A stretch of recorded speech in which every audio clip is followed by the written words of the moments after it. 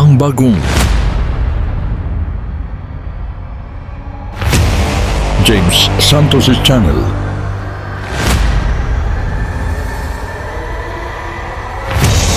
Bagong tema, bagong boses, may komentaryo. Ang pangangaral ni Brother Eli Soriano.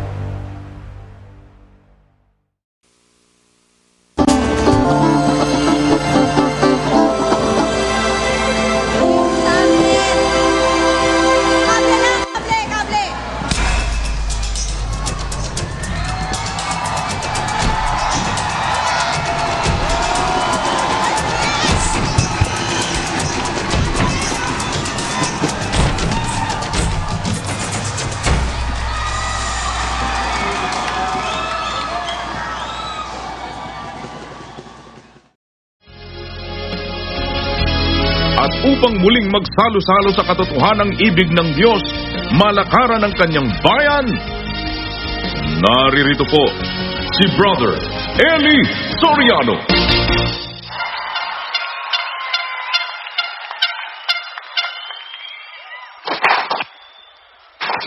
Magandang gabi, magandang araw, kahit anong oras sa inyo. Mga kapatid, salamat sa Diyos, una sa lahat. Meron pa uling isang ganito. Nung araw kasi sa panahon ng kapatid na Perez, hinihintay namin yung pasalamat. Kasi taunan yun eh. Tawag ng kapatid na Perez, taunang pasalamat. Ang tawag niya pa, pasalamat ng buong lokal. Para bang ang Pilipinas, isang lokal lang. Kaya buong lokal. Tanong nyo sa matatanda sa iglesia. Tamat ng buong lokal. Magiging parang PBL. No? Tapos, taunang pasalamat. Namana niya yon sa iglesia ni Manalo na pinanggalingan niya.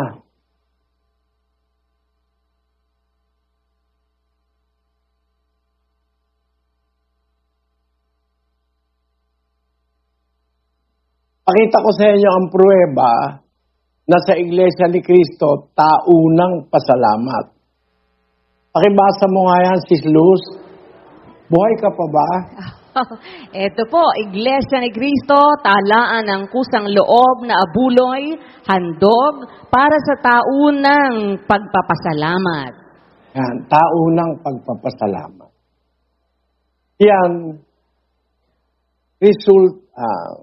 pruweba yan, na hindi nauunawa ni Manalo ang Biblia. Kasi ang pasalamat, hindi taunan. Sa tunay na bayan ng Diyos, ang pasalamat ay palagi. Diba, Sis Luz, Opo, Brad Eli. Palagi ang nakalagay sa Biblia. 13:15 ng Hebreo. Sa pamamagitan nga niya, ay maghandog tayong palagi ng hain ng pagpupuri sa Diyos. Sa makatwidbaga ay ng bunga ng mga labi na nagpapahayag ng kanyang pangalan. Ayan, maghahandog tayong palagi ng hain ng pagpupuri sa Diyos. Yung bang palagi, taunan? Hindi. Ang sabi sa Colosas 3, versikulo 15, At maghari sa inyong puso ang kapayapaan ni Kristo, na diya'y tinawag din naman kayo sa isang katawan, at kayo'y maging mapagpasalamat. Mapagpasalamat. At yun din ang nasa hula sa 30:19 ng Jeremias. Pakinggan nyo. At mula sa kanila, magmumula ang pagpapasalamat, at ang tinig ng nagsasaya, at aking pararamihin sila, at sila'y hindi mangangaunti. Aking ding luluwalhatiin sila, at sila'y hindi magiging maliit. Mula sa kanila, yung hinuhulaan na grupo magmumula ang pagpapasalamat, ang tinig ng nangagsasaya. Pararamihin ko sila. O ede dadami ang pasalamat, Sis Luz. Opo. Pagka pinaparami ng Diyos yung grupo na yon, dumadami rin ang nagpapasalamat sa Diyos, di ba? Amen. Ng consequence noon, para ang pasalamat maging taunan lang, hindi yun ang nasa Biblia. Ito, bunga ng kawalang unawa ni Manalo na naitawid naman sa kapatid na Perez. Kaya itinuro rin sa atin nung una, tao ng pasalamat. Kaya sabi ko sa inyo mga kapatid, kami pag nagpapasalamat, para bang sabik na sabik kami sa pasalamat kasi kung magpasalamat kami, minsan sa isang taon. Ayun, para bang bitin. Pero yung aming pasalamat, kalahating araw lang. Di kagaya nung nag-uumpisa tayo, maghapon tayo, inaabot pa ng hating gabi eh. Pero noong panahon ng kapatid na Perez, ang pasalamat, kalahating araw, 3 oras, 4 na oras, tapos na. At minsan lang yon 1 taon. Kaya parang sabi kami sa pasalamat. Kasi doon sa pasalamat, nakikita-kita ang magkakapatid, may awitan, may kasayahan, may panalangin, lahat ng bagay na ginaganap ng mga taong nagpapasalamat sa Diyos. Pero ngayon, hindi ito taunan. Pero kahit hindi taunan, sabik pa rin tayo, di ba, Sis Luz? Ano? Opo, totoo po yan. O, may tatanong muna ako sa iyo. Ano po? Ano ang nararamdaman ng Diyos pag nagpapasalamat tayo? Nalulugod po siya. Mga tweed, parang isang bagay na nasasabik din ng Diyos. Opo. Di ba yung bagay na nakakalugod sa'yo, di ba kinasasabikan mo yon? Totoo po. O kapatid na Dani, ano ang sagot mo ron? Opo. Di ba pag nakakalugod sa'yo ang isang bagay, hinahanap-hanap mo yon? Opo naman, kapatid na Eli. At parang nakakasabik na laging dumating. Iniintay. Ngayon, may tanong ako. Bakit nakakalugod sa Diyos ang pagpapasalamat? Bakit nga po? Hindi ba tinatanong kita? Kasi po, yun ay pagkilala ng mga kanyang nilikha sa isang parang forma ng pagtanaw ng utang na loob, lalo na kung alam niyang hindi niya ito mababayaran ng anumang katumbas na halaga. Kaya po, yung pagpapasalamat, ayon po sa aming nalaman na isang tanging paraan na magagawa ng taong maibabalik sa Diyos sa lahat ng kanyang kabutihan, sa lahat ng kanyang pagmamahal na hindi natin kayang gantihan ng gaya ng tinanggap natin sa Kanya dahil siya po ang tagapagbigay ng lahat ng bagay. Haba naman ang sagot. Opo, kapatid. Tinatanong ko lang, bakit nakakalugod sa Diyos ang pasalamat?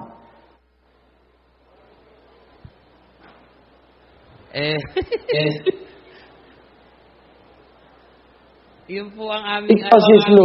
Ikaw, Sis Luz, ayaw mo manghula ng sagot. Bakit ang pasalamat nakakalugod sa Diyos? Ang alam ko po yung tinuro nyo sa amin, yung nakasulat doon sa Jeremias, doon sa 9:24, na ang lumuluwalhati na kanyang nauunawa at kanyang nakikilala ako, na ako ang Panginoon, na nagsasagawa sa lupa ng kagandahang loob, kahatulan at katwiran, sapagkat sa mga bagay na ito ay nalulugod ako.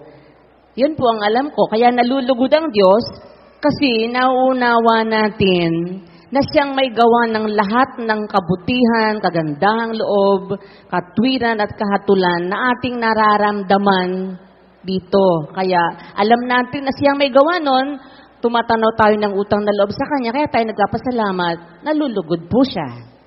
Yan po. Tingnan ko kung makakakuha ko ng ine-expect kong sagot, ano? Ikaw, kapatid na Sani, bakit ang Diyos ay nalulugod sa pasalamat?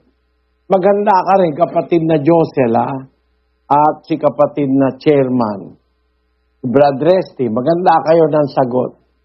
Titignan ko lang kung merong makakahula sa sagot.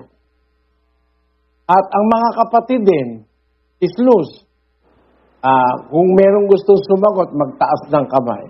Porque Dios senti placer cuando nos estamos ofreciendo acciones de gracias. Hermanos españoles, porque Dios ay sentindo nakakaramdam complazo ng lugod cuando pagka nos estamos ofreciendo tayo ay naghahandog acciones de gracias. ng mga pagpapasalamat. Mo ngayon, kapatid na Brian. Porque Dios está sintiendo placer cuando nosotros estamos ofreciendo acción de gracias a Dios. Bakit ikaw nagtago sa loob ng kuweba? Kapatid na Brian, hindi maliwanag yung aming naririnig. Porque Dios está... My question to all brothers and sisters all over the world. Why is it in the Bible God delights when we offer to Him? Why is He delighted when we offer to God the sacrifice of thanksgiving? What is the root reason why God is feeling delighted when we offer to Him the sacrifice of thanksgiving? That is the question. I-translate nyo sa lahat ng wika. Please, translate it in all dialects or languages to all our translators. Is it that God is delighted when the children of God are offering to Him the sacrifice of thanksgiving? Bakit, mga kapatid? Hindi kasi nasasagot ni Bradan, hindi pa nasasagot ni Sis Luz. Ako. Ikaw, kapatid na Sani, ano ang panimala mo? Bakit? Bakit ang Diyos ay nalulugod sa pagka nag-o-offer tayo o tayo nagpapasalamat sa Kanya? Ang alam ko lang din po, yung mga dati ko na rin pong nadinig, parang mahirap akong tumama dahil nagkamali na si Bradani at si Sislus. Matatanda sa akin ito mga to. Ang alam ko po, ang naghahandog ng haing pasalamat, lumuluwalhati sa akin, 50-23 po ng awit. So, pagka naghahandog tayo ng pasalamat, naluluwalhati ang Diyos. And then, yung kasing pagpapasalamat, may mga sangkap po yan ng pananalangin sa Diyos, pagtawag sa Diyos, na naintindihan din po namin na ang hain ng masama, asuklam-suklam sa Panginoon, ngunit ang dalangin ng matuwid, kanyang kaluguran. So, natutuwa po ang Diyos, nalulugod siya, pagka ang kanyang mga lingkod, nananalangin sa kanya ng mga matutuwid, naghahandog ng pasalamat, at saka po dun sa Ebreo 13:15, hanggang 16, na sa pamagitan nga niya, maghandog tayong palagi ng hain ng pagpupuri sa Diyos, sa makasibaga, ay ng bunga ng mga labi na nagpapahayag ng kanyang pangalan. Datapot ang paggawa ng mabuti at ng pag-abuloy, huwag ninyong kalimutan sapagkat sa mga gayong hain, ang Diyos ay totoong nalulugod. So, kaluguran po ng Diyos, yung pagpapasalamat, pagpupuri sa Kanya, paggawa ng mabuti, at yung pag-aabuloy, mga kalakip ng paggawa rin ng pasalamat na kapaloob doon, ay kaluguran po ng Diyos. Ilan po, alam po kapatid na Eli na mga natatandaan ko. Alam ko namang yun lang ang alam mo kasi yun pa lang ang tinuro ko. Paano? Brother Eli, Ganun na, Apo.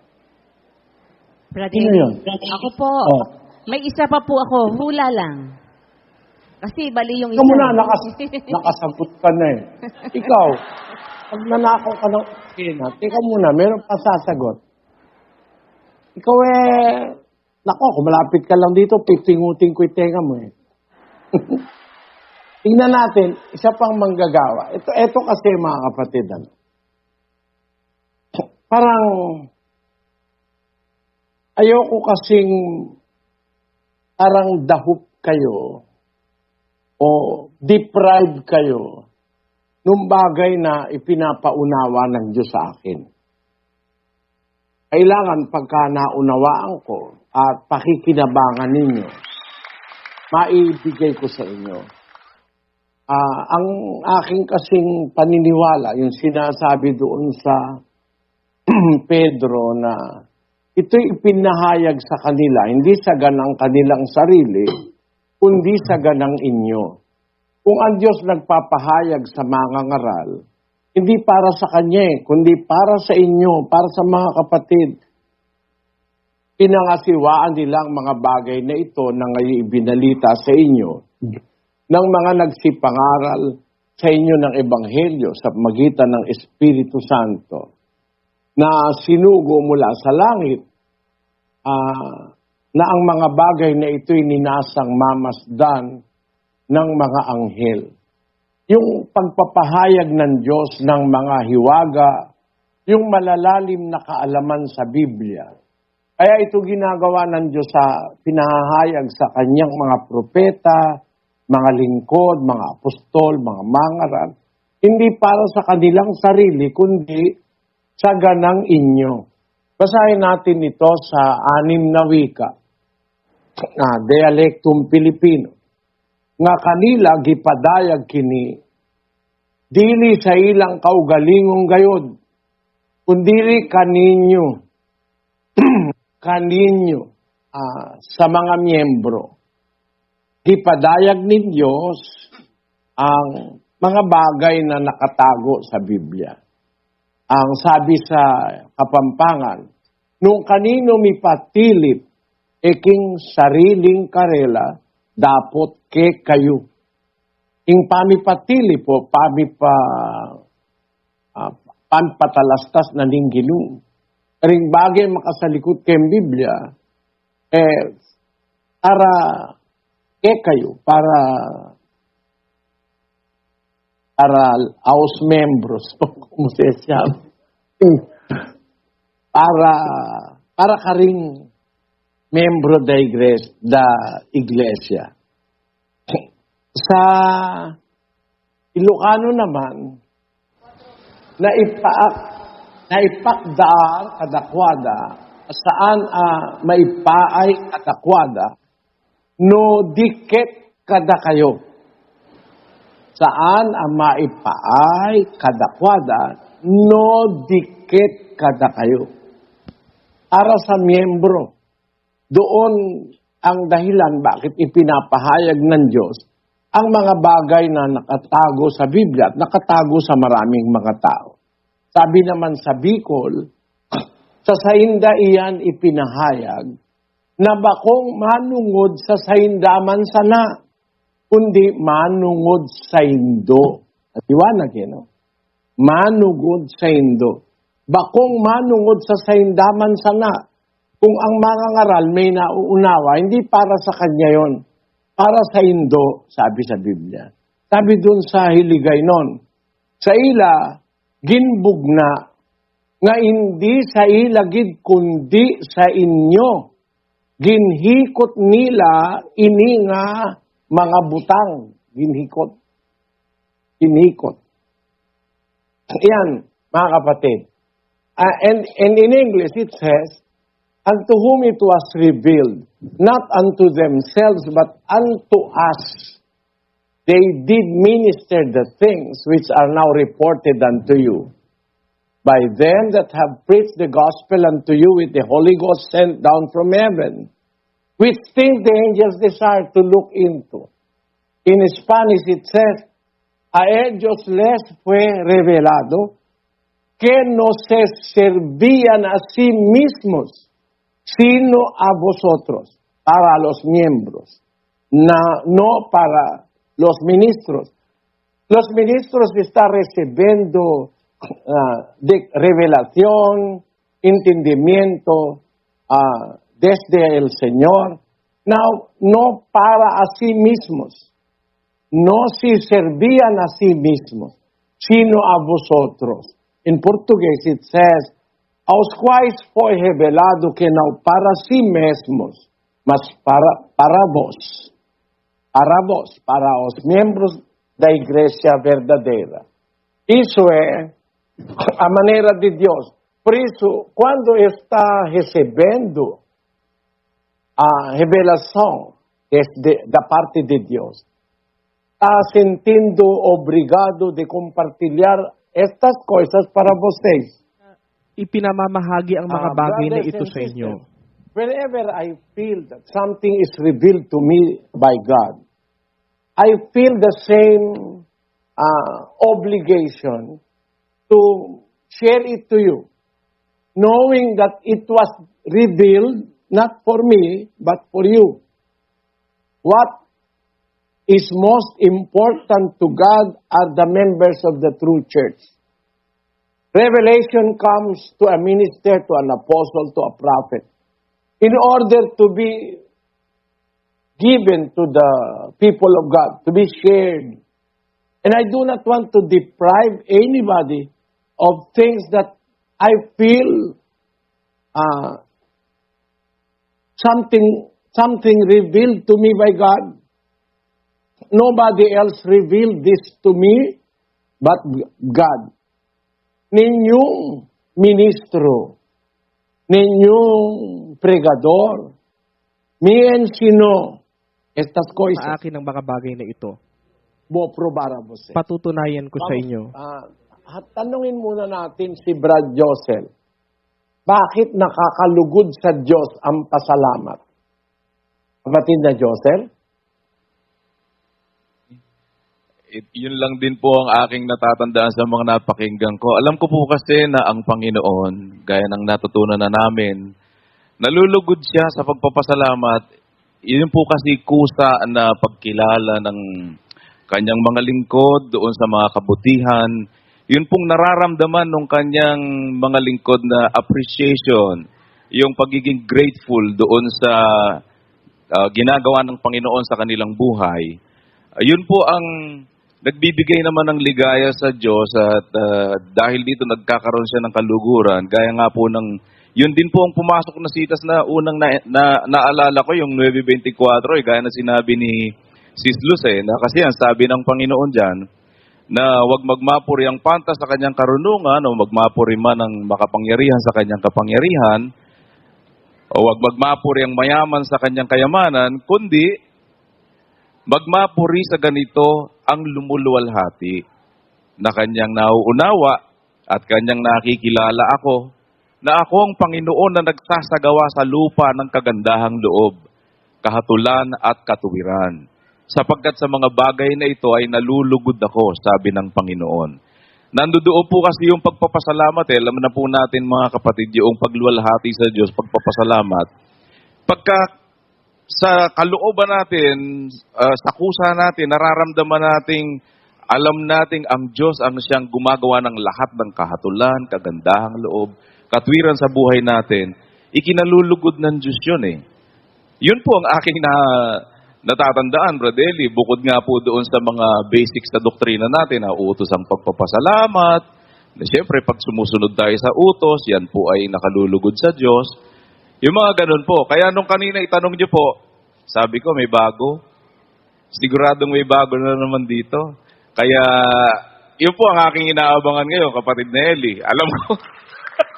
Alam ko sa amin, hindi po yan sa amin mag-uumpisang maintindihan eh. Sa mga ngaral ng Diyos po yan, unang ipinagkakaloob talaga. At naibabahagi lang naman yan sa kanyang mga, sa kanyang bayan. So, ganun po, nakaluluwalhati sa Diyos yun, nakalulugod, yung pagpuri sa Kanya, and all, kasi yun po yung pakiramdam. Ganun yung nararamdaman ng mga lingkod doon sa Diyos na pinasasalamatan nila, kaya Ganon din po yung Diyos naman. Nalulugod siya doon sa pagpapasalamat ng kanyang mga lingkod. Yun po, more or less, Brother Eli. More or less, yun din ang maririnig ko kay Brad Resty, kay Chairman. Ano palagay mo, Brad Danny? Hindi po ako mapalagay. Pero sigurado ganun nga po dahil Yun din ang maririnig ko sa kanila as expected, di ba? Opo. Tanungin natin ang miyembro, kahit 2 miyembro, 3, yan sa Apalixis Law. Ano palagay nila? Bakit ang pasalamat nakakalugod sa Diyos? Opo. Sige, pakibigyan natin ng mic yung nagtataas ng kamay. Ayan, sige po. Sino gustong sumagot? Ayun na. Lapit na. Sige po, kapatid. Marami pong salamat, kapatid, at nagkaroon ako ng pagkakataong makasagot ng inyong tanong. Kanina pa akong gusto kong sumagot. Kasi po, ganito po yun. Kung ang Panginoong Diyos Ama ay mapananampalatayin, tayo rin mga anak niya, lalo na po ang Panginoong Jesucristo ay mananampalataya. So sa makatuwid, ng mga nakaraang pasalamat na tungkol sa panalangin na may pagpasalamat, ang Panginoong Jesucristo din po ay nagpapasalamat. So, tayo din ay kailangang magpapasalamat din po sa Kanya. Kaya nag-aalay po tayo ng pagpapasalamat sapagkat iniligtas niya tayo. Kung tutuusin, ang Diyos Ama sa lahat ay marunong ding magpasalamat. Kung paano po siya marunong nananampalataya siya sa atin, ganun din po siya na nagpapasalamat siya rin sa atin dahil tayo ang nagpapasalamat sa Kanya. Yun lang po ang sagot ko. Sige po. Sino pa po? Dito, ayun, si kapatid. Sige, pakibigyan ng mic. Sige, kapatid. Sige po. Hello po. Sige po, anong sagot niyo doon sa tanong? Ano po? Happy pasalamat po, Brad Eli. Ano po? Sa tingin ko po kaya po nalulugod ang Diyos sa pagpapasalamat po. Kasi po, yun po yung isa sa nakasulat sa Biblia sa unang Tesalonica 5:18 po, na ano po, kalooban po ng Diyos ang pagpapasalamat po. Ayun, sa lahat ng mga bagay ay magpasalamat kayo sapagkat ito ang kalooban ng Diyos kay Kristo tungkol sa inyo. Kumbaga po, kaya nalulugod po ang Diyos sa pagpapasalamat po. Kasi gusto po ito ng Diyos at kalooban po ito ng Diyos sa ating mga lingkod po niya. Sige, okay. Yeah, last one. Dito sa gawi dito. Sige, punta ka doon. Oh, yun, ang nagtataas ng kamay. Sige, kapatid. Sige. Happy pasalamat po sa lahat ng mga kapatid. Sagot ko po, dahil po nalulugod po ang Diyos sa mga kanyang mga lingkod. Dahil po nagkukusa po tayo, nagpapasalamat sa Kanya. Yun lang po. Kasi nung prayer meeting, naalala ko po yung sinabi na tayo po, nalulugod po ang Diyos sa mga kanyang mga lingkod. Dahil po, nagkukusa po tayo, nagpapasalamat sa Kanya. Yun lang po. Salamat po sa Diyos. Ayun. Yun po, Padeli. Yes. Ganito mga kapatid, ang Diyos na pinaglilingkuran natin, kumpleto siya. 17 ng Gawa, versikulo 25. Ni hindi rin naman pinaglilingkuran siya ng mga kamay ng mga tao, na para bagang siya'y nangangailangan ng anumang bagay. Yamang siya rin ang nagbibigay sa lahat ng buhay at ng hininga at ng lahat ng mga bagay. Yan. Ang Diyos na pinaglilingkuran natin, isang Diyos na kumpleto. Tandaan nyo, kumpleto siya. Sabi doon sa English, neither is worship with men's hands, as though He needed anything, seeing He giveth to all life and breath and all things. Siya nagbibigay ng lahat ng bagay. Pag sinabi lahat ng bagay na mananasa, maisip, kakailanganin, galing sa Diyos yun eh. Kaya siya kumpleto. Ang sabi sa Spanish, ni es servido por manos humanas, como si ng mga tao necesita na para bagang siya'y nangangailangan ng anumang bagay.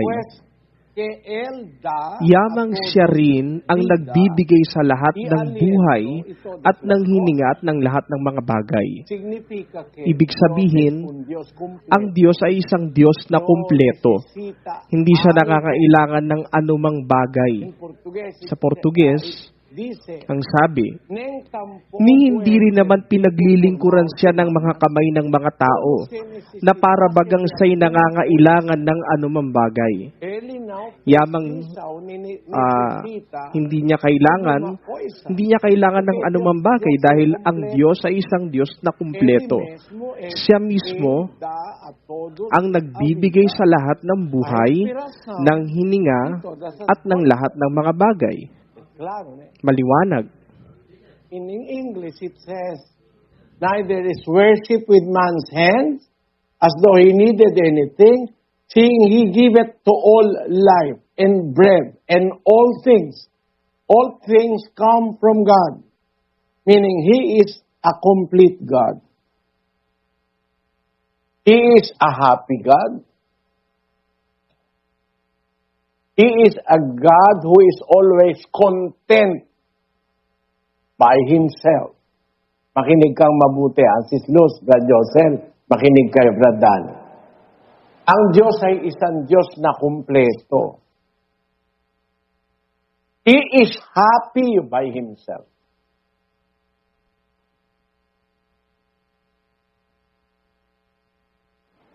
Mag-isip lang kayo, mga kapatid.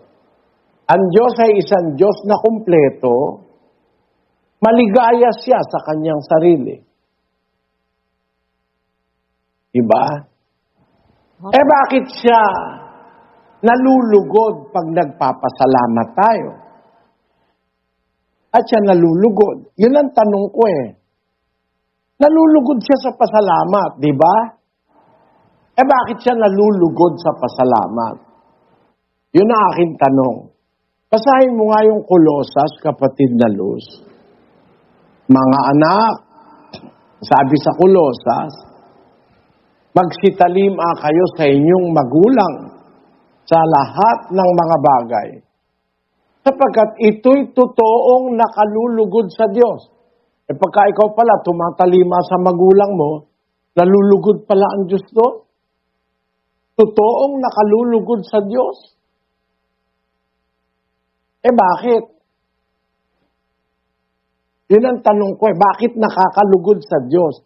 Ang pasalamat, o pag tumalima ka sa magulang mo, bakit nakakalugod sa Diyos yun? Pero pang isa sa Filipos 4, versikulo 18, kapatid na Luz. Datapwat mayroon ako ng lahat ng bagay at sumasagana. Ako'y busog. Palibhasa'y tumanggap kay Epaprodito ng mga bagay na galing sa inyo, na isang samyo ng masarap na amoy, isang handog na kaaya-aya na lubhang nakalulugod sa Diyos. Yung palang maalala mo, yung mga ngaral gaya ni Pablo, naalala ng mga kapatid na galing sa Filipos, nagpadala ng kaloob kay Pablo. Yun ang sabi ni Pablo, isang samyo ng masarap na amoy, isang handog na kaaya-aya, na lubhang nakalulugod sa Diyos. Lubha pa nakakalugod. Ba't naman nakakalugod sa Diyos? Kung binigyan mo ba ng pera si Pablo, ba't nakakalugod sa Diyos? Ayun. Yun ang tinatanong ko. Sasabihin ko na sa iyo, kapatid na Luzal. Makinig kang mabuti, kapatid na Josel, Dani. Eto. Pag ang magulang mo ay iginagalang mo, sinusunod mo, nakakalugod sa Diyos yun Ano ba nakakalugod sa Diyos? Anong mabuti ang ginawa mo sa Diyos? nung igalang mo ang magulang mo. Wala namang nagawa kang mabuti sa Diyos, kumpleto na nga siya eh. He existed from eternity. Not only millions, not only billions of years ago. Humanity only existed less than 10,000 years ago. The earth existed 4.7 billion years ago. The universe was created according to scientific findings 13.77 billion years old according to them. Is God not happy in those 13 billion years when there was not yet anything that was created? When everything does not exist except God. Is He not happy? Diba, masaya ang Diyos? Bago pa umira lang sanlibutan, na ngayon ay sabi ng mga siyentipiko, ay 13 bilyong taon na ang universo. Ang tao naman, nag-umpisa lang umiral, wala pang 10,000 taon. Kung sasabihin natin, nalulugod ang Diyos, pag nagpapasalamat ang tao, tama yon. Pero ba't siya nalulugod? Meron bang nagawang buti sa Kanya ang ating pagpapasalamat, mga kapatid? Kumpleto siya eh. Maligaya siya kahit anong oras eh. Maligaya ang Diyos. Kahit anong oras, maligaya siya. Wala siyang kulang. Bilyon-bilyong taong nakakalipas na wala pa ang mundo, maligaya na siya eh. Ayun ang dapat nating maintindihan. Pero bakit ngayon, after billions of years, may tao nagpasalamat sa Diyos, nalulugod siya. May tao gumalang sa magulang, nalulugod siya. May tao na alala yung mga ngaral niya, tinulungan gaya ni Pablo, nalulugod ang Diyos. Bakit? Ito yon, kapatid na Josel, makinig ka mabuti. Kasi pag gumalang ka sa magulang mo, bubuti ka, bubuti ang magulang mo. Pag bumubuti tayo, nalulugod ang Diyos. Hindi dahil sa yun ay kakulangan niya, kundi kaganapan yun para sa atin.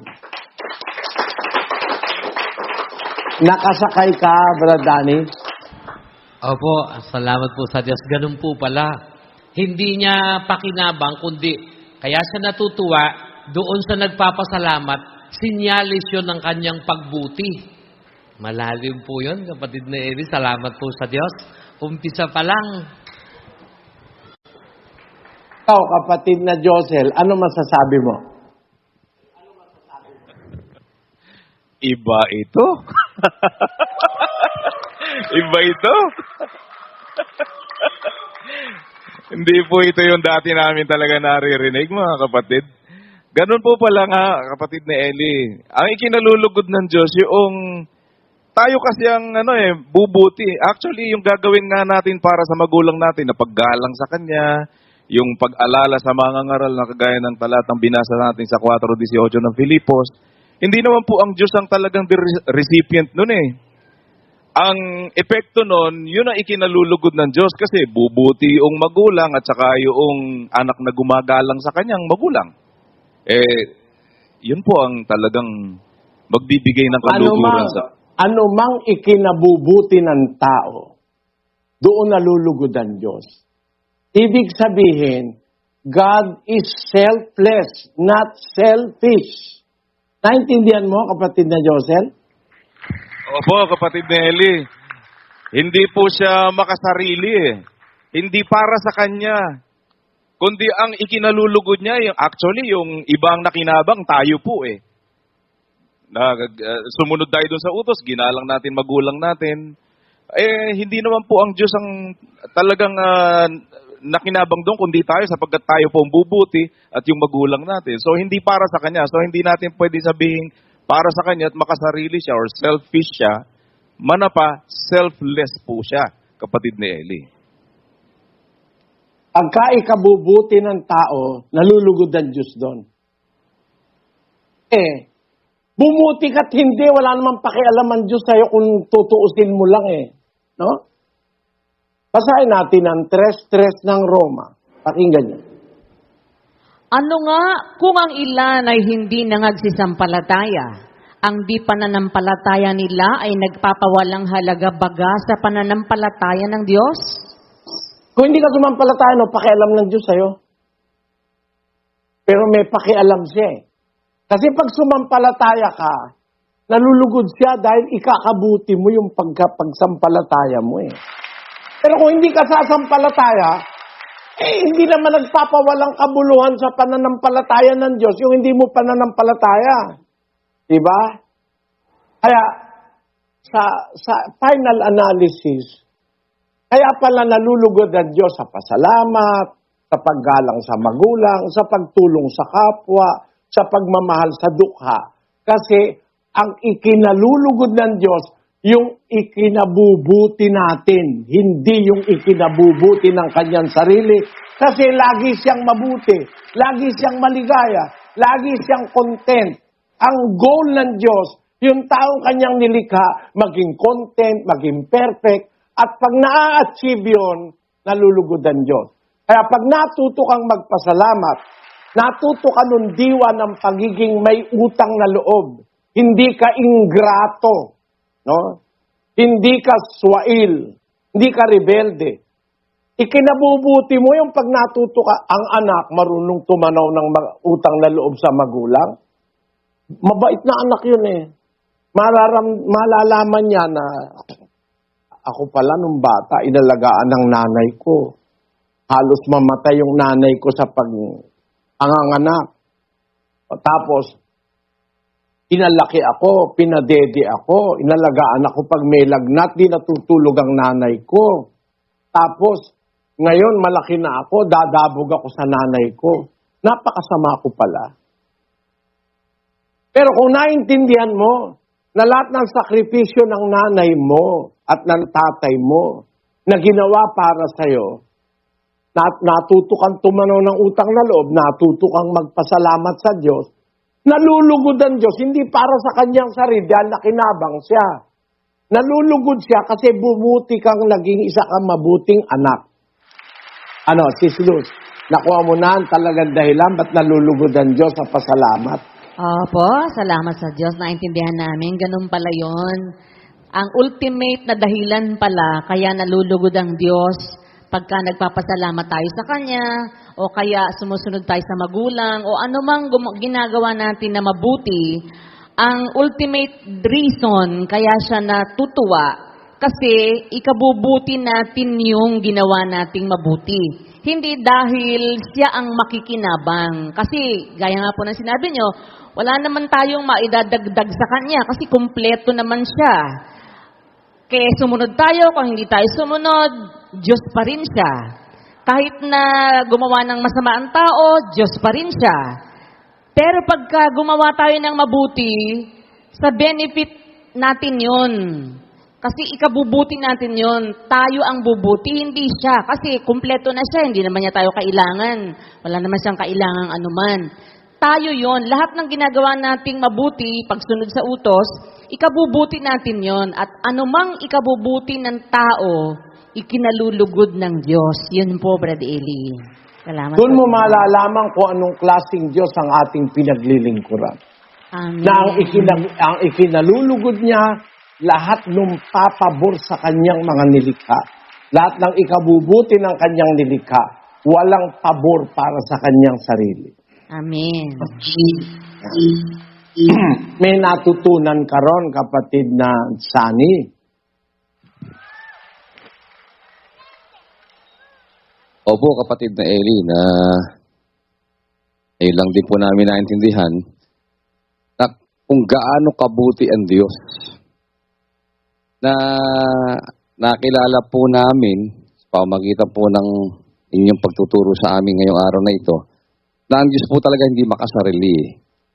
Hindi siya selfish, kundi gusto niyang maibahagi yung kanyang nararamdaman. Dahil sabi niyo nga po, ang Diyos, content siya, lagi siyang maligaya, perfect siya, na yun din ang gusto niyang makita doon sa mga taong sumusunod sa Kanya, yung mga lingkod niya, na pagka yung mga taong natuto na gumalang sa kanyang magulang, mapapabuti yung anak na gumagalang sa magulang, ganun din yung magulang sa anak. Na pagka napabuti sila, ikinalulugod ng Diyos yun, na wala naman pong epekto sa Diyos na kung sakali na gumawa ka ng mabuti o gumawa ka ng masama, hindi apektado ang Diyos na sinabawasan ng kanyang kapangyarihan, nabawasan ng kanyang paniniwala, pananampalataya. Wala pong epekto sa kanya yun Kundi ang epekto, pagka gumawa ng mabuti ang isang tao, siya ang mapapabuti yung taong gumagawa ng mabuti, yung anak sa magulang o yung magulang sa anak. Na pagka nakikita po ng Diyos na napapabuti yung mga tao, tumusunod sa utos niya para mapabuti, natutong gumanap ng kanyang kalooban, magpasalamat, nalulugod ang Diyos. Dahil ang gusto niya makita doon sa mga tao, maging ganap na parang kagaya niya, na kontento, mabuti, laging maligaya. Yun po ang naintindihan ko, kapatid na Eli, napakaganda po ng Diyos na nakilala natin at pinaglilingkuran. Walang kasing buti ang Diyos na ating sinasamba, kapatid na Eli. Iba sa mga Diyos ng mga Diyos sa labas ng iglesia ng ating pinagsasama-samahan. Kaya maraming salamat sa Diyos at meron tayong Diyos na kagaya ng Diyos na ipinakikilala niyo sa kapatirang ito, kapatid na Eli. O kapatid na chairman.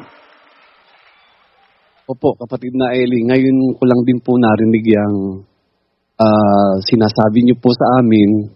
Dahil, o nga naman, ang tao po lumitaw ng nilikain ng Diyos after billions of years. Pero pa po doon sa eternity, magkasama na sila nung anak niya. Maligaya siya. Happy God siya, sabi niyo po. At hindi siya nangangailangan ng anumang bagay, gaya po ng sinabi ni San Pablo sa Gawa 17:24. Tapos, lilitaw ang tao after billions of years at mula pa sa eternity, nandun na ang Diyos, kasama ang anak, baligaya siya. Tapos, matututo ang tao na magpasalamat sa Kanya. Nalulugod siya. Tama po yung punto nyo, kapatid na Eli, dahil wala pa tayo, nalulugod na siya Maligaya na siya Pero bakit siya nalulugod sa tao? Nanilalang niya, pagka nagpapasalamat sa Kanya, pagka ang isang anak ay natutong tumalima sa kanyang magulang, na utos ng Diyos yun, kalooban ng Diyos yun, pagka ang isang makasalanan ay natutong magbalik loob sa Diyos, pagka ang isang tao na nilalang ay nagawa niya ang dahil ng pagkakalalang ng Diyos sa kanya, na kalooban ng Diyos, na ginawa tayo kay Kristo Jesus para sa mabubuting mga gawa, kaya po siya nalulugod, hindi dahil para sa Kanya, kundi para po sa atin na ikabubuti. Siya po, mabuti na siya. Kahit na magpasalamat ka o hindi sa Kanya, kumpleto siya, maligaya siya. Kaya po, napakaganda po nung punto nyo, kapatid na Eli, na itinuturo sa amin, na ang lahat ng mga bagay na gagawin ng tao na kasang-ayon ng kalooban ng Diyos, na ikinalulugod ng Diyos, ito pong lahat ng ito ay para sa ikabubuti ng mga tao, ng mga lingkod niya, at hindi ito para sa Kanya. Salamat po sa Diyos, kapatid na Eli, sa mga aral na ito na inyo pong itinuturo sa amin. Ang ibig sabihin, kapatid na Mel, naunawa mo ba yon, yung punto na yon? The deepest significance. Bakit sa lahat ng mabuting gagawin natin ay nalulugod ang Diyos? Ang kaluguran niya kasi yung ating ikabubuti. Opo, awa ng Diyos po, kapatid na Eli. Kanina nag-iisip din po ako noong nagtatanong ka po kila kapatid na Luz. Talagang hindi ko rin po matatamaan kasi ganun nga po pala yung kapatid na Eli. Ngayon pong ipinaliwanag mo po sa amin yan. Yun po ang pinakamalalim na dahilan kung bakit nalulugod ang Diyos sa ginagawa nating pagpapasalamat o sa anumang kabutihang kalooban niyang magawa natin ng mga magkakapatid o ng sino mang tao. Kasi, para sa atin din po Halimbawa, yun nga pong binanggit niyo pong paggalang sa magulang. Pagka ginawa po natin yun, ikabubuti ng ating magulang, ikabubuti lalo na po natin. Kung mo ang Diyos po, hindi po siya selfish, kundi talagang ano po siya Ang kagustuhan po niya, yung lahat ng ikabubuti ng nilikha niya, lalo na po tayong mga tao. Kaya pag natuto po tayo nung kabutihang gusto niyang magawa natin, lalo na po, natuto tayong magpasalamat o tumanaw ng utang na loob sa kanya, kapatid na Eli, matutuwa nga po talaga siya kasi para sa atin po yun. Ayan, may tanong ako uli, kapatid na Joseph.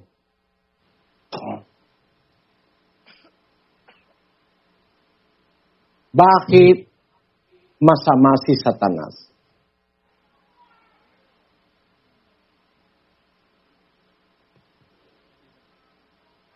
Joseph, at tanungin kita uli, bakit masama si Satanas? Ingrato po si Satanas, kapatid ni Eli. Yun po ang unang naiisip ko Kasi, para hindi magkaroon ka ng giya. Opo. Tama sagot mo, ingrato siya. Pero bakit masama si Satanas? Para magkagiya ka. Kasi, ang gusto ni Satanas, palugurin niya ang kanyang sarili.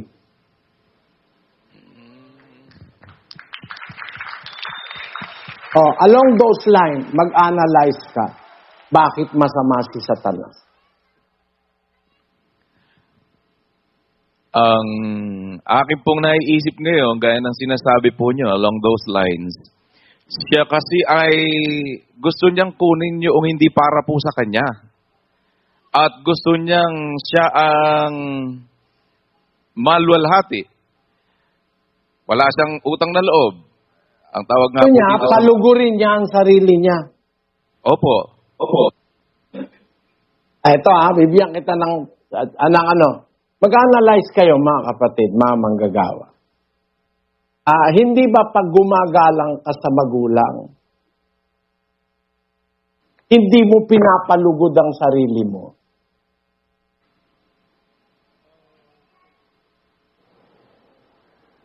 Sagot ka, Sis Luz. Opo, totoo po, Brad Eli. Pag gumagalang ka sa magulang, hindi yung sarili mo ang pinapalugod mo. Ang isang Opo. Bakit hindi mo pinapalugod sarili mo? Kasi kung minsan, may magulang, demanding. Pero kahit na siya demanding, kahit sa palagay mo, masyado naman siyang mahigpit. Kung sabi ng Diyos yun, gumalang ka sa magulang, kahit taxing sa'yo yun, mabigat sa'yo yun, gumagalang ka sa magulang para palugurin mo ang magulang mo. Tama? Tama po. Pag nalulugod ang magulang mo, bubuti ka, bubuti magulang mo. Tama? Opo. Pag bumuti ka, bumuti magulang mo, nalulugod ang Diyos. Opo. Hindi dahil bubuti ang Diyos, dahil talaga siyang mabuti. Amen. Ngayon, babalik ko ngayon. Bakit si Satanas masama? Kasi ang ginawa ni Satanas mula sa umpisa, palugurin ang kanyang sarili. Ang mga nilikha, dapat hindi natin palugurin ang ating sarili. Sumunod tayo sa Diyos, hindi para palugurin ng Diyos, kundi para yung ating ipapakisama sa magulang, sa asawa, sa kapitbahay, malugod sila, matuwa sila, mabigyan mo sila ng kaligayahan. Pag nabibigyan mo ng kaligayahan ang asawa mo, ang magulang mo, ang anak mo, ay natutuwa ang Diyos. Sapagkat gusto niya, unang-una, kung paano siya maligaya, maligaya ka. No? At kung paano siya mabuti, mabuti ka. Pag susunod ka sa utos, bubuti ka. Ang kautusan ay banal, ang utos ay banal, matuwid at mabuti. Pag sinusunod mo, hindi ang Diyos ang bubuti, ikaw. Ang punto ng kaligayahan niya, yung kanyang kaluguran na yung pagbuti mo. Kaya pag susunod ka sa lahat ng utos, ikaw ang bubuti, malulugod ang Diyos dahil hindi para siya bumuti, kundi para bumuti ka. Kaya sumunod ka sa utos, kaya ka bumuti. So, ang final analysis, ang kaluguran ng Diyos, yung ikabubuti ng kanyang mga nilikha. Si Satanas ay nilikha. Pero, ang gusto ni Satanas, palugurin ang kanyang sarili to the extent na ayaw niya nang kumilala sa kataasan ng Diyos. Ang gusto niya, pantayan ng Diyos. Ako'y magiging gaya ng kataas-taasan. Pinatunayan itong diwang ito ni Satanas nang ma-encounter niya ang anak ng Diyos doon sa ilang. Kung anak ka ng Diyos, sabi niya, gawin mo itong bato na tinapay. Tapos, kung ikaw ay anak ng Diyos, eto, pakita ko sa iyo lahat ng kaharian. Lahat ng yan, bibigay ko sa iyo kung luluhod ka sa akin. Alam mo, Sis Luz? Ano po? Ewan ko kung naiisip mo to. Hindi ba kaya masama si Satanas? Gusto niya sa kanya lumuhod si Kristo. Opo, Brad Eli. Napakasama. Ngayon, kung halimbawa, baguhin ko. Inakita ni Satanas kay Kristo ang lahat ng mga bagay sa mundo. Kayamanan, kaharian, sabi ni Satanas. Lahat ng ito, bibigay ko sa iyo. Kung luluhod ka sa Diyos, bibigay ko sa iyo lahat. Ano kaya resulta?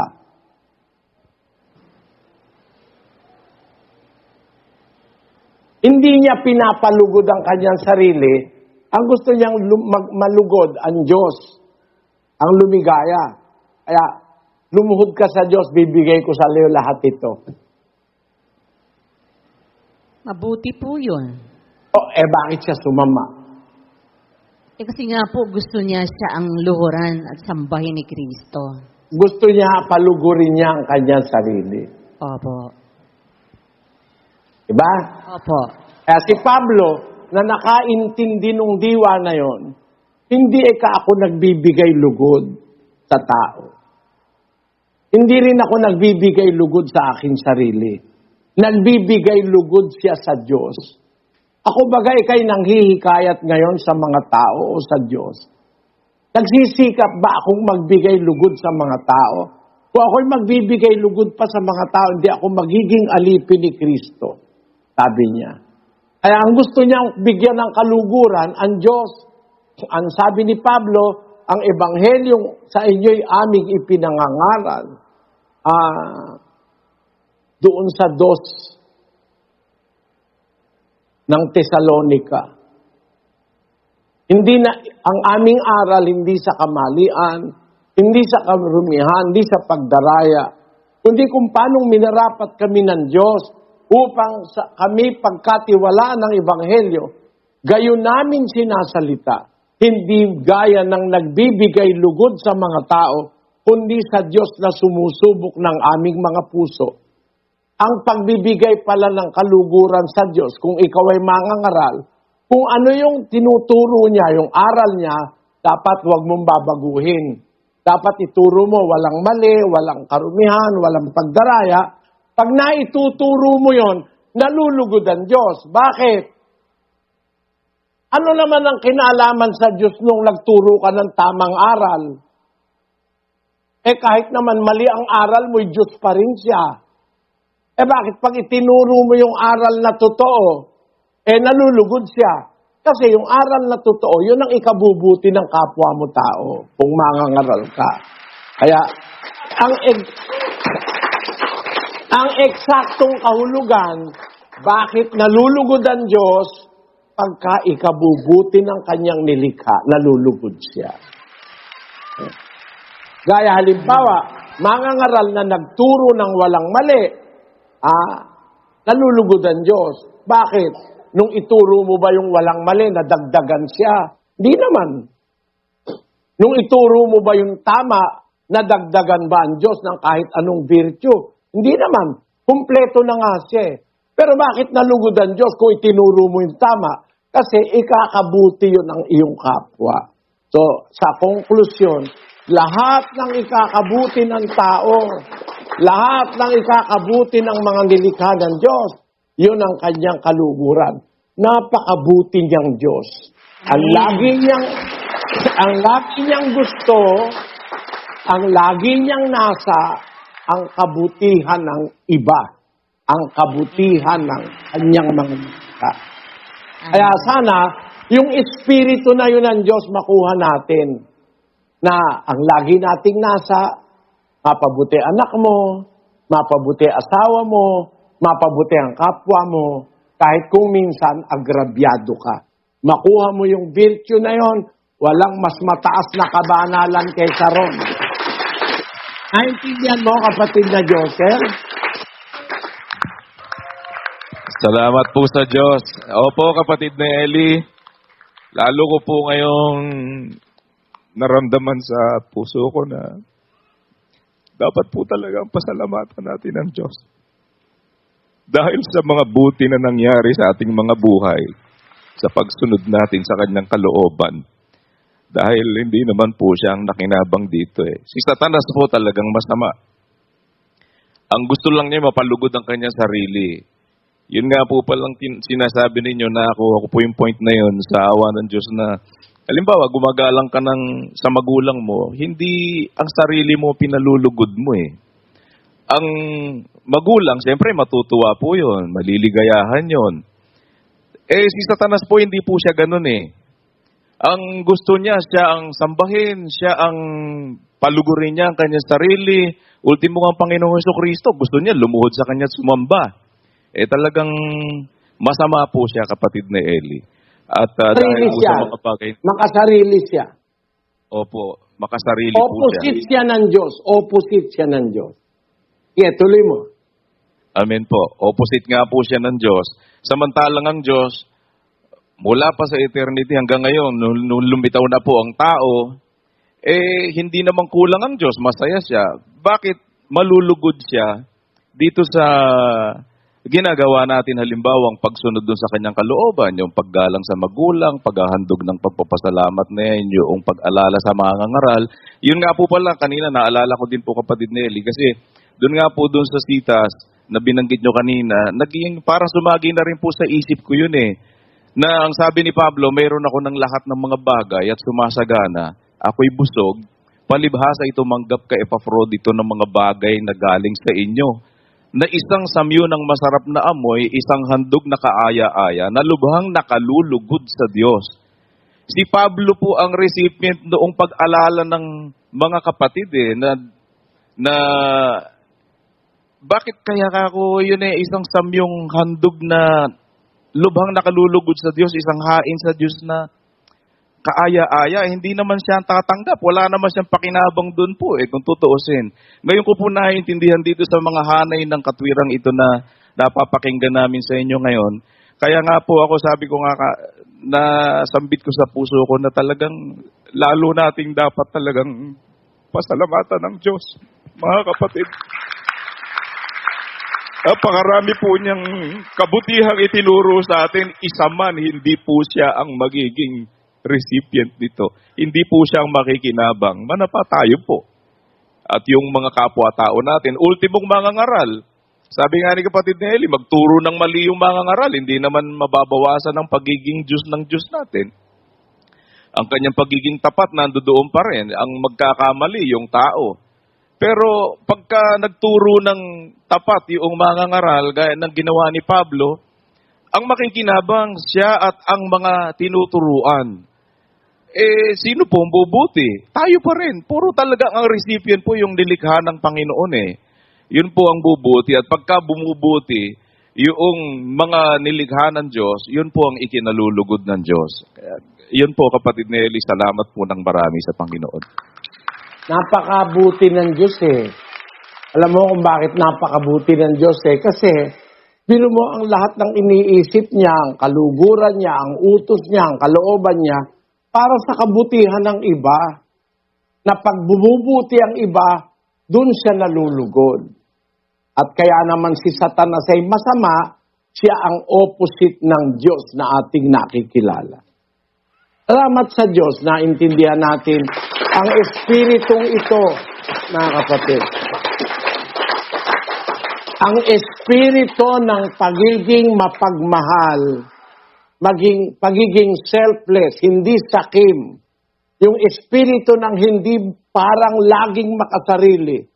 Pag ang hinahanap mo, kabutihan ng kapwa, kabutihan ng anak, kabutihan ng magulang, kabutihan ng asawa. Kahit na ikaw kung minsan lugi ka, agrabyado ka, diwa ng Diyos yung nasa iyo. Yon ang napakalalim na kabutihan ng Diyos. Na ang bumuti ang iba, kahit wala siyang pakinabang, bumuti ka lang. Parang ganon ang ibig ko sabihin. Sana naunawaan nyo ito. At narito ngayon tayo, mga kapatid. Salamat sa Diyos. Meron tayong mga aralin na kaloob niya, regalo sa kapatirang ito sa pagpapasalamat na ito. Umawit muna tayo ng isang awit dyan, mga MMC. At habang naghahanda ang kapatid na Daniel, kasi iisa lang itong uupuan namin, lalayas pa ako rito. It will take time. Umawit muna kayo ng isang awit ng pagpapasalamat, mga MMC. Pagkatapos, ipagkakaloob ko sa inyo ang kapatid na Daniel para sa ating paksang nakatalagang pag-aralan ngayon. Magandang araw sa inyo, mga kapatid.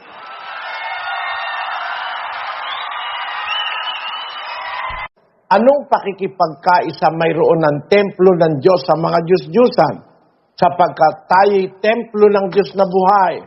Gaya ng sabi ng Diyos, mananahan ako sa kanila, lalakad ako sa kanila, ako'y kanilang magiging Diyos, at sila'y magiging aking bayan. Yang sinabi ni Pablo na yan sa mga taga-Korinto nung una, ang ganap na katuparan niyan yung nasa Apokalipsis na ang tabernakulo ng Diyos nasa mga tao. Sabi ng Diyos, mananahan ako sa kanila, siya'y magiging bayan niya. At ang Diyos din ay sa kanila at magiging Diyos nila. Ang ultimate na bayan ng Diyos, yun lahat nung makakarating sa langit. Diba kapatid na Luz, ano? Opo. Dahil sa langit, nandun yung original na mga miyembro ng bayan ng Diyos. Unang-una ron ang mga anghel. Andun ang mga kerubin. Andun ang mga serapin. Andun ang 24 na matatanda. Andun din yung 4 na nilalang na buhay. Yun ang original na komposisyong nasa langit. Ang tawag doon, mamamayan sa langit. Mamamayan. Bakit mamamayan? Bayan kasi. Kaya hindi ba yung salitang bayan galing sa salitang mamamayan? Kaya nga, mamamayan, pag nagkasama-sama yung mamamayan, na kung bigkasin natin ngayon mamamayan, dapat doon sa salitang ugat, mamamayan na mamayan, ang bayan ng Diyos yung nasa langit. Kasi ang original na mamamayan, yung mamamayan ng langit. Basahin natin ang 12 ng Apokalipsis. Kapitulo 12 at versikulo 12. Kaya't mga gala kayo, o mga langit, at kayong nagsisitahan diyan sa aba ng May mga nagsisitahan sa langit. May mamamayan ng langit. Nung mawala si Satanas doon, ibalibag sa lupa, magala kayo, mga langit, at kayong nagsisitahan diyan. Tahanan yung langit parang bahay. May sambahayan sa langit, tapos may sambahayan sa lupa. Ang sambahayan sa lupa, iglesia. Ang sambahayan sa langit, yung mga nandun sa langit. Yung bayang nasa langit, yun ang bayan ng Diyos, na orihinal. Unti-unti, bawat taong naliligtas, namamatay, nalalakip sa kanyang bayan. Yan ngayon ang dapat nating maintindihan. Na siguro, mga kapatid, mga MIC, mga KNP, hindi ba nyo ngayon naiintindihan na maraming mga bagay na suot-suot, Pero pag nakita mo yung, kumbaga yung key, ano masasabi mo, kapatid na Mel? Nga, nakita mo ba yung susi? Opo, awa ng Diyos, kapatid na Eli, siguro awa ng Diyos kasama po ako sa nakakuha po nitong ipinakikita mo nga po sa amin, kapatid na Eli. Kasi matagal na pong panahon talagang hindi ko po talaga alam ito, kapatid na Eli, pero ngayon sabi nga po nung anak ni Brad Joel, gumuguhit po ang liwanag. Talagang ang bayan po ng Diyos.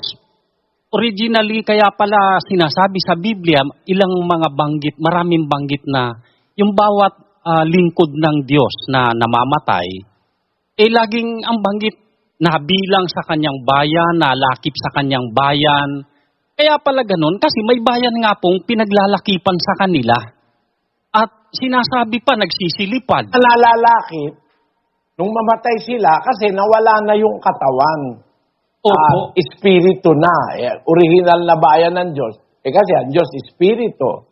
Ang sa kanya magsisisamba, kailangan sumamba sa espiritu at katotohanan. Kaya sasamba rin yung espiritu rin. Di ba? Natutunan na natin nung nakaraan. Ang dating natututunan, kapatid na Amen po, kapatid na Eli. Ang dami pong pumasok na mga talata ngayon sa Biblia, kapatid na Eli, na nagpatunay ng napakagandang bagay pong ito, na kami po nagtitiwala ng buong puso po namin. Wala pong nakakaalam nito sa buong religious world, sa buong mundo. At kundi ito lamang po sa pangunguna niyo po ni kapatid na Daniel, sa pagkasangkapan po sa inyo, kapatid na Eli. Ito po, ibinigay po sa inyo ng Diyos. Salamat po ng marami sa Diyos.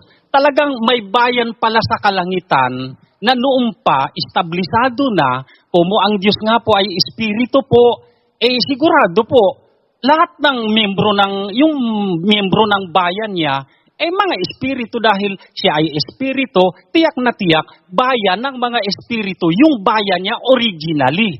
Kaya po, yung mga anghel niya na bilyon-bilyon po yun, the past billion years na sinasabi nga ng mga nakakatuklas na scientifico, pati po yung 24 na matatanda, yung 4 na nilalang na buhay, yung mga kerubin, mga serafin, lahat sila membro po nun. Matagal na pong establisado nga po pala yun, kapatid na Eli. Kaya po si Abel, na nalakip sa kanyang bayan, unang membro po siya na tagalupa na nasama po doon sa bayan po na yun, kapatid na Eli. Napakasarap po nito at tuloy-tuloy hanggang sa eternal, hanggang sa bagong langit at bagong lupa. Kaya pala binabanggit na sila'y magiging bayan ko. Sa binanggit po ni San Pablo, ang talagang patunay po nun, yung nasa Apokalipsis po pala, mali nga lang ang translation. Naniniwala po kami, kapatid na Eli, ibinibigay po sa iyo ng Diyos ang pagkaunawa dito sa pagkatuklas sa mga translations po na mali talaga, ipinakikita po sa inyo kung ano po talaga yung tama. Imposibleng mga bayan kasi isa lang naman po talaga yung tamang bayan na sa Diyos Kaya yung nasa Apokalipsis, sigurado, they are my people of God. Isang bayan lang po yun, singular lang yun. At yun po ay nag-iisang bayan sa kabuuan mula pa po sa eternidad. Yan po sa ipinilay-liwanag niyo pong yan sa aming kapatid na Eli hanggang sa eternidad po. Salamat po sa Diyos ng marami. Mahirap po isa-isahin po pero gumuguhit po. Salamat po sa Diyos, kapatid na Eli, liwanag. Tanungin natin yung lolo nung nagsalita ng gumuguhit. Tanungin natin si kapatid na Resti kung gumuguhit din doon sa lolo. Ay, opo, kapatid na Eli. Yung pong bayan ng Diyos, yun po, yung gaya po sinabi ni Chairman na ako rin po, alam ko nung una nga, ang bayan, yung pong Israel, yung nagsimula po doon sa inakay po ni Meses, ang tawag po iglesia sa ilang. Yung po palang bayan na yon, nandoon pa po sa langit ng mga unang miyembro, yung mga anghel, yung mga serafin, mga kerubin, yung 4 na nilalang na buhay, yung 24 na matanda, na nagsimula sa langit. Ang tawag po ay bayan ng Diyos na Espiritu. Kaya naman naging Espiritu po itong si Abel na siyang unang miyembro po ng bayan ng Diyos na mamatay kasi po yung katawan na, libing na. Yung Espiritu po, lumipad na. Kaya Brad Danny, mamaya abangan mo yung awit na sambayan. Lilipad. Tama yung awit na ginawa ng kapatid na Eli. Ang ganda nung awit. Lilipad talaga. Ginupulong ni chairman kanina, abangan mo yung awit, lilipad. Lilipad hindi sa buwan. Yun po kapatid Nelly, talaga pong, ito pong karunungan ito, hindi makikuha po ito sa sa tao. Hindi talaga po ito maintindihan kung hindi bibigay ng Diyos. Kaya yung pong appreciation po na nararamdaman po namin, talaga pong walang katumbas na salapi na kayamanan po pwede mong ibigay doon Mahal po ng Diyos ang kanyang bayan. At yung pong iglesia na iisa doon po sa 4:4 ng Efeso na sinasabing isang katawan o iglesia, yun na nga po yung iglesia ang pinangunguluhan ng ating Panginoon sa Kristo na sinasabi po sa 1:18 ng Kolosas na binanggit na kanina ni Kuya Daniel, yun din po yung bayan ng Diyos. Kaya tama po yung kaya pala namatay, nalakip sa kanyang bayan, namatay, na binanggit sa Henesis, hanggang Deuteronomy yun na may binabanggit pong nalalakip sa bayan, kaya pala nalakip kasi nga yung pong katawan nalibing na, yung pong espiritu, lumipad na po sa langit, napunta na po doon sa bayan ng Diyos na espiritu po. Kapatid Nelly, napakaganda po nung aral na yan. Hindi po yan matutunan sa labas. Kahit po sa iglesia, hindi po nila maintindihan yan. Maliban na masama po sila sa iglesia ng Diyos. Kaya mapalad po ang bayan ng Diyos, mapalad po kami dahil mayroon pong kasangkapan ng Diyos sa panahong ito. Talaga pong gumuguhit, kapatid na Eli. Talaga pong gumuguhit. Lolo nga kayo. Ngayon mga kapatid, nakita nyo kanina yung sinabi ng kapatid na Daniel, sa ating panahon, sa mga huling araw, kasama sa trabaho ng Diyos yung bayan niya. Sabi niya, ililigtas ko ang aking bayan sa lupaing silanganan at sa lupaing kalunuran. Para sa mga bagong kapatid, para hindi nyo alam ang kasaysayan ng Iglesia ng Diyos Nung umpisa po kami, miyembro kami ng Iglesia ng Diyos kay Kristo Jesus. Haligi at suhay ng katotohanan.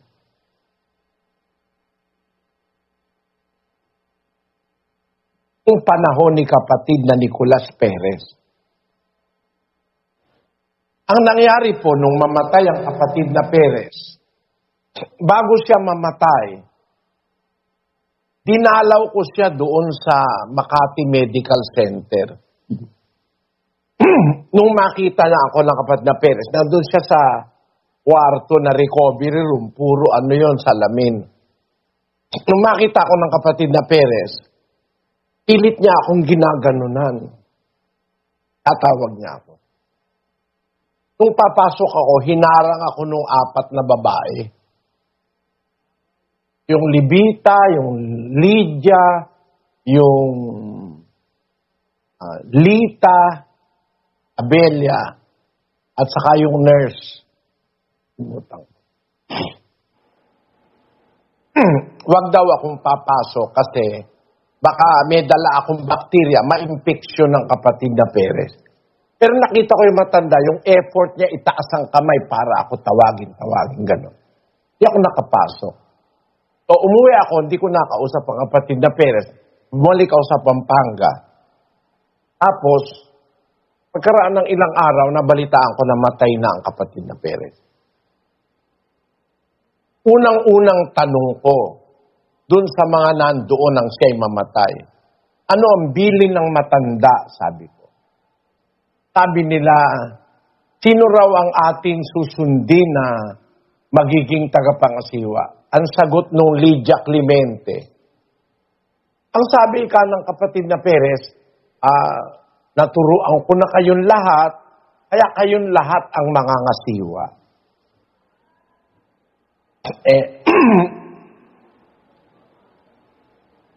At the onset, tinanggap ko ng buong puso yun Relying na ang paniniwala ko, hindi ako lulukohin ng mga kasama ko. Kami lahat nakangasiwa. Which later, naisip ko, paano yun? Kami lahat tagapangasiwa. Wala yatang ganun sa Biblia. Sa loob-loob ko. Kaya, nung nagkakagulo na kami, ang sabi ko, kasi nung unang mga buwan, mga 7, 8 buwan, 9 na buwan, ako po ang nagbabalangkas ng aralin para sa buong iglesia. Ang saksi ko dyan, si kapatid na Boy, saka yung Bernardinito, na dinidiktahan ko ng teksto. Tapos itinuturo ko sa aralan ng mga manggagawa. So, literally, ako nagtuturo noon sa buong iglesia sa pamamagitan ng mga ibinabalangkas na teksto. Nung mahalata nung mga manggagawa at saka nung mga ibang kasama namin, na ang mga miyembro lumalapit ang loob sa akin, nag-umpisa sila na mag-imbento ng mga paninira, kung ano-ano. Doon na po nag-umpisa yung pagkakampi-kampi. Nagulat na lang ako, lumitaw, napakagulo namin. Gabi-gabi po akong puyat. Gabi-gabi ako na, dati gabi-gabi nagpupulong ako. Ang sumunod, gabi-gabi, pupunta kami sa ganon, pupunta kami sa ganire, para mag-ayos, nagkakagulo ng mga miyembro. Pumunta kami sa kung saan-saan mga lugar. Gabi-gabi akong puyat, puro problema ng miyembro ang nasasalubong ko. At tinanay ko, tatay ko, may problema, ayaw na namin dumalo. Yung kapatid ko, ayaw na rin nila dumalo, nagkakagulo, sabi nila. Parang nawalan na kami ng loob. Saksi si kapatid na Army dyan Pero isang pagkakataon, kapatid na Army, sana sa pagkakataong ito, paano na sa iyong pagkakilala, paano tayo uli na buo? Dahil nawatak-watak na tayo ng damdamin, nagpapasamaan na. Anong natatandaan mong dahilan bakit nabuo uli ang kapatiran? Sa text kong ginawa ninyo. Dahil minsan po, tinawag niyo si Bernardinito at meron kayo diniktang paksa. Dahil doon, nabuo po tayo muli. Yung paksa po ba na pwede tayo maglingkod at wala pertungan ng kamay ang ating tagapangasiwa. Dahil doon, nabuo po tayo at nag-iyakan pa nga ang mga kasama. Na-text niyo yan sa lokal. Sa pasalamat po, ay ang mga kapatid nagpapalakpakan, nag-iiyakan. Yan po ang pasimula kung bakit nabuo tayo muli. Kung naalala mo, kapatid na Army, nung ituro ko yan sa klase ministerial, ang mga manggagawa tuwan-tuwa lahat, di ba? Opo. Ito po, mga kapatid. Ito yung Bernardinito. Ayan si kapatid na Army Policarpio. Magkatabi sila sa retrato. Ito yung dinidiktahan ko. Ito po yung dinidiktahan ko ng aralin para sa buong iglesia noon. Yun po ang totoong nangyari. Wala pong walang andaraya. Nung idikta ko sa kanya yung paksa na sinasabi ni kapatid na Army na kahit namatay si kapatid na Perez, walang napatungan ng kamay, pwede naman kaming magpatuloy. Ayon, nabuhayan kami lahat ng loob. Tuwan-tuwa kami lahat. Nagpalakpakan pa mga manggagawa sa klase ministerial. Pero pagkatapos noon, ang hinangad na nung iba, sila na ang mga siwa. Kinuha na nila lahat ng poder. Ako naman, busy naman ako sa pangangaral sa Pampanga. Wala naman akong wala naman akong intensyon na ako mangangasiwa. Unang-una, sabi ko kay kapatid na, kausap ko kasi matatanda, sabi ko, kapatid na Ikoy, ikaw na lang kaya mangasiwa. Sabi nung Ikoy, ikaw na lang, Brad Eli. Sabi niya gano'n. Sabi nung anak nung kapatid na Teno, yung Armando Policarpio, nung nagkakagulo na, tanungan ako sino mga ngasiwa. Sino pa ba ikaw? Di ikaw na lang ang mga siwa. Sabi nung Armando, sabi sa akin, nasa likod mo kami. Sabi rin noong Larry Dasa. Magkapatid yun Cecilio Dasa at Larry Dasa. Pero di ikaw na mga siwa. Ayun, walang alamang miyembro, pero yun ang nangyayari sa amin. Nagkakagulo yung mga manggagawa. Sabi ko doon sa Maximino Nieto, ayan yung Larry Dasa. Yan ang nagsabi na, ikaw na, Bradley, mga siwa, nasa likod mo kami, sabi nung Larry Dasa. Sabi ko, doon sa Minong Nieto, kasi ayoko nga mga siwa Ang pakiramdam ko, di naman ako karapat-dapat. Kung gusto mo kapatid na Minong, ikaw mga siwa, nasa likod mo ako. Huwag lang babae. Sabi ko, ikaw na kapatid na Minong. Yang Maximino Nieto na yan po, tinuturuan ko sa Pampanga. Kung wala na nga kaming maihalal, baka naman pag-isipan nilang, ako gusto kong mga siwa, kaya nagtuturo ako ng iba. Ko dyan, kapatid na Minong, ikaw na mga siwa. Kaya lang, ayaw. Yung pala, merong ambisyong mga siwa, yung babae. At yan ang nangyari. Dahil doon, mga kapatid, nagkahiwa-hiwalay kami. Naganap po ang paghihiwalay sa iglesia. Malungkot ako noon Pero nung nahiwalay na kami, tiniwalag na kami, siniraan na ako ng siniraan. Matukla-tuklasan ko ba naman yung sitas doon sa Zacarias, na sa isang buong bayan yun hindi dapat lupain ang ano ron Kasi ang isang kahulugan ng salitang itinranslate na lupain, which is eretz, isang kahulugan nun ay nation. Yung eret can mean nation. Sa isang nation o sa isang bayan, dalawang bahagi mahihiwalay at mamamatay. Ang ikatlo ay maiiwan. Maiiwan saan? Hindi maiiwan sa Diyos. Akala mo ba kung saan maiiwan yon, kapatid na Danny? Opo, ganun po pala yon. Dalawang bahagi mahihiwalay at mamamatay, ang ikatlo ay maiiwan. Kanino maiiwan? Maiiwan sa Diyos, mananatiling sa Diyos. Kung mo naiwan sa Kanya, anong gagawin ng Diyos?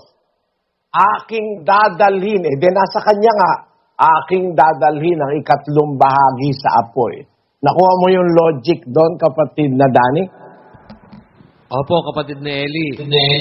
Yun pong palang salita na maiiwan sa Kanya. Kaya yung kasunod na talata, aking dadalhin. Kaya katunayang, sa Kanya nga po maiiwan yon. Ganun po ngayon na lang namin po ito napansin. Salamat. Napansin mo yung kapatid na Sani? Opo, kapatid na Eli, yung salita pong yung ikatlong bahagi, maiiwan sa Diyos.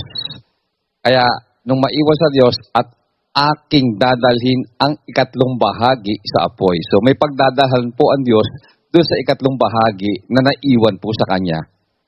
Sila'y dalisahin, no? Dadalisahin sa apoy, parang pila. Susubukin ko parang pagsubok sa ginto. Sila'y magsisitawag sa aking pangalan. Akin silang didinggin. Aking sasabihin, siya'y bayan ko. Ayun pala ang talagang bayan. Hindi yung bayan sa panahon ni kapatid na Perez. Kasi, nung kami isang buong bayan, isang buong nation, isang buo kami, bakit kami ganun? Libre sa amin ng uminom. Basta sasabihin mo lang, hindi ka lasing. Kahit lasing ka na. Libre magsigarilyo. Libre manood ng sine. Libre tumaya sa wedding. Lahat ng kalayawan, libre rin. Parang iglesia ni Manalo. Pero ang sabi ng hula ng Diyos, yung maiiwan sa Kanya na ikatlong bahagi, kami yun. Bakit ko alam kami yun? Kami ang pinakamaliit na grupo Kami ang 1/3 300 lang kami mahigit kami 1,000 lang nung panahon ng kapatid na Perez More or less, mga 1,200 ang registered member nung panahon ng kapatid na Perez. Ang nakasama ko, mahigit na 300, talaga kahit kunin mo percentage-wise, 1/3 kami. At kung kunin mo naman sa paraan na nagkatatlong grupo, talagang 3 grupo kami. Grupo ng mga babae, grupo ng Pilomenoison, at saka grupo na itong nasa akin. Pero kung halimbawa, hindi man talagang 3 grupo, baka maging 4 pa, 6 pa, pero eksakto ang hula na ang sabi ay yung 1/3, percentage-wise, 1/3 ang maiiwan sa Diyos, dadalhin niya ngayon sa apoy para dalisayin. Ito na nga ang umpisa nun. Kami yun, mga kapatid. At nagtataka ako, bakit sa buong panahon nagbabasa ako ng Biblia, 14 na taon, buhay ang kapatid na Perez, nagbabasa akong Biblia, halos kinakabisado ko ang Biblia dahil ang kapatid na Perez, ang requirement niya sa akin, pag may sinabi siyang sitas, dapat ilitaw ko agad walang computer noon. Kaya pag bukas ko, eto po, kapatid na Perez. Tuwa ang kapatid na Perez. Kabisado ko noon yung mga pati talata, pati yung puntoy koma, pati yung koma. Kinakabisado ko yon dahil istrikto ang kapatid na Perez Ngayon, asaan ako, Sis Luz? Yung pong naging 1/3 lang po. Kami mahigit lamang kaming 1,000. Ang nakasama ko, mahigit na 300 lang. Mga kapatid sa Pampanga, naanib sa pangaral ko, yung matatandang manggagawa, yung mga matatandang manggagawa, yung manapagkasama ko, yung asawa ni kapatid na Perez, yung pamilya Dacer na kinabibilangan ng kapatid na andyan pa sila, buhay pa sila ngayon, si kapatid na Armin Dacer, si kapatid na Ruben Dacer, yung kanyang asawa, kapatid na Linda Dacer, tapos mga Dacer, saka yung mga pamilya dun sa Pasay na original na miyembro ng iglesia sa Pasay, pamilya Bacosa, yun ang napagkakasama ko, saka yung pamilya Aldover. Yan ang mga original na katulong natin sa iglesia. Konti lang kami, mahigit lang kaming 300, mga kapatid. Kaya 1/3 na 1/3 talaga kami sa isang buo Aba, nung mahiwalay kami ba naman mabasa-basa ko ba itong talatang ito? Hindi ko naman nababasa ito sa loob ng 14 na taon na buhay ang kapatid na Perez. Ba't nabasa ko ito, sabi ko? Tapos nabasa ko, ito palang bayan ng Diyos na ito, sa silangan ito magaganap. Ililigtas ko. Diyan din sa Zacarias. Kung ang pag-uusapan natin, context-wise, ang tinutukoy ni Zacarias na propeta, isang bayan na nag-umpisa sa silanganan. Yung bayan na yon, na bayan ng Diyos, nanggaling yon sa isang buo na nagkatatlo. Yan ang napakaliwanag na nangyari. Nagkatatlo kami. 1/3 na bilang ng miyembro nasama sa akin. At ito, magaganap ito sa silangan kasi ang sabi, yung 1/3, sila ang magiging bayan ko. Yung 2, mahihiwalay at mamamatay. Yung isang bahagi, maiiwan. Yung 1/3 na yon, yun ang magiging bayan ko. Saan yung bayan na yon? Ililigtas ko ang aking bayan sa lupaing silanganan at sa lupaing kalunuran. Di nag-umpisa pala sa silangan. That is exactly what happened to us. A whole group was divided into 3. Historical-wise, this is documented by legal papers in the Securities and Exchange Commission in the Republic of the Philippines. This is the only church in the Philippines that upon the death of our leader, Brother Nicolas Perez, were divided into 3. 1/3 is our part.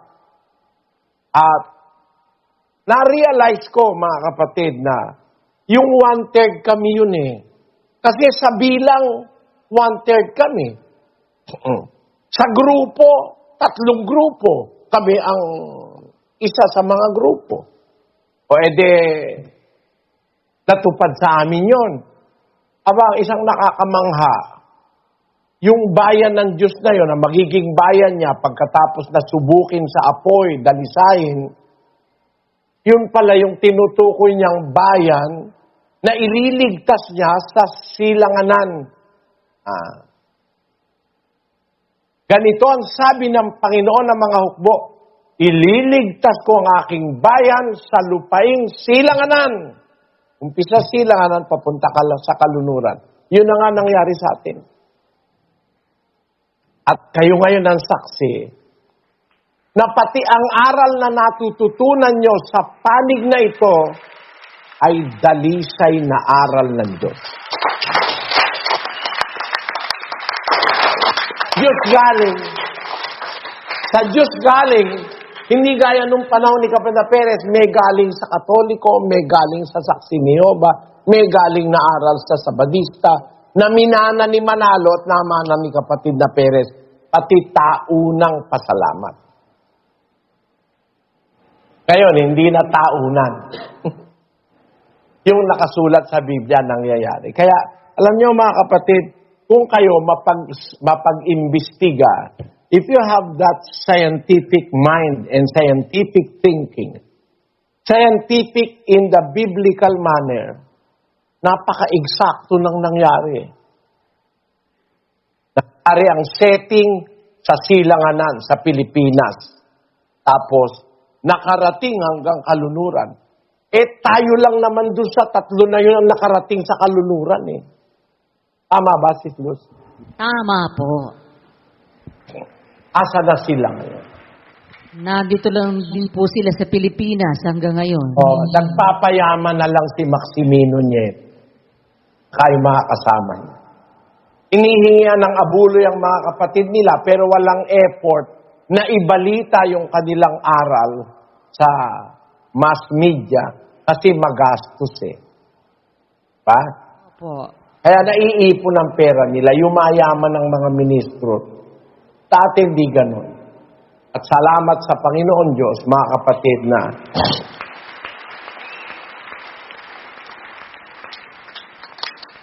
yung hula natutupad eh. Nag-umpisa sa silangan papuntang kalunuran.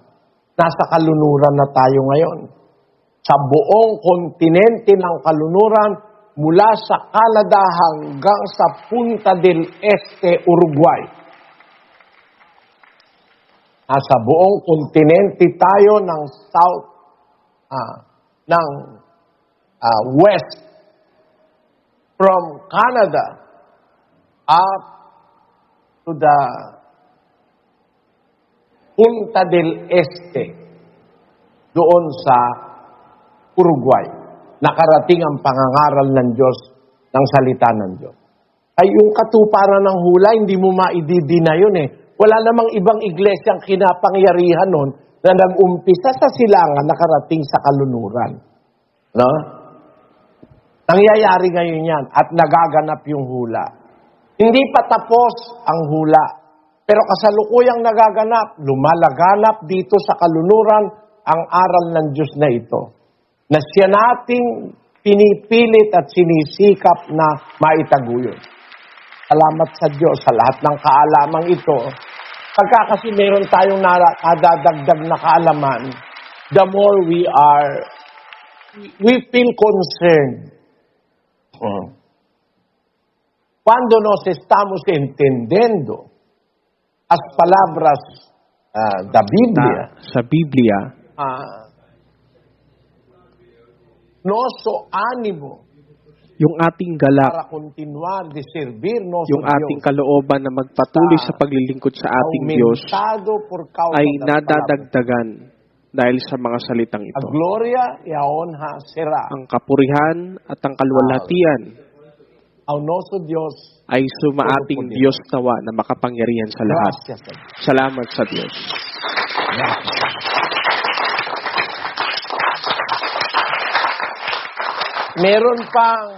Meron pang isang bahagi ang paksa pero alas 12 na eh. Bukas ko na lang idadagdag mga kapatid yung iba pang mahalagang punto. Pero salamat sa Diyos sa unang araw na ito.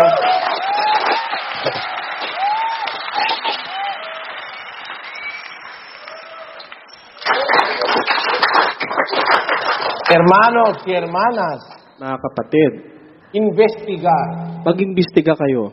hacer investigación Gumawa kayo ng pag-iimbestiga patungkol sa la historia de la kasaysayan ng Iglesia de Dios Iglesia ng Diyos que comenzó na nagpasimula en el oriente, sa silangan que ahora está na ngayon ay en nasa el occidente, kanluran. investigando todas Imbestigahan ninyo lahat esas cosas ng que mga bagay na nangyari. aconteció. Usted puede entender que At mauunawaan ninyo na realmente, talagang exactamente, eksakto las palabras ang mga salita sa mga en las profecías en la hula Biblia sa Biblia aconteciendo na nangyayari en nuestro grupo. sa ating grupo. Gracias a Dios Salamat sa Diyos. Altísimo. Nakataas-taasan. Hermanos y hermanas, Mga kapatid, y irmãos y irmãs, investigando todas as coisas que aconteceram kung iimbestigahan natin lahat ng mga bagay na nangyari mula sa halos 30 anos atrás 30 taon nang nakakaraan na sa morte de nosso mula ng irmão pagkamatay Nicolas ng Perez. ating kapatid na Nicolas Todas as Perez. coisas que Lahat ng mga bagay na nangyari até agora hanggang ngayon, está acontecendo, yung mga nangyayari ngayon, exactamente o que está ay na profecia. eksakto kung ano yung nasa hula. Depois da morte do Pagkatapos irmão Perez, ng pagkamatay ni kapatid um dos na Perez, profecias da isa sa Bíblia mga hula sa Biblia aconteceu.